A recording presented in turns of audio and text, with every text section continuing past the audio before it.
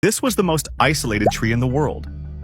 The tree of Tenere stood alone in the vast Sahara Desert of Niger and was the only one for about 250 miles or 400 kilometers.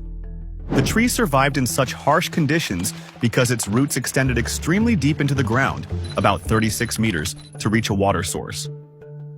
It was often used as a checkpoint for caravans traveling across the desert, but sadly, in 1973, the tree was knocked down by a truck driver. What were the odds? Currently, one of the loneliest trees is the Sitka spruce on Campbell Island, over 200 kilometers south of New Zealand. This spruce is considered the most isolated tree in the world, as the next nearest tree is on the Auckland Islands, over 200 kilometers away.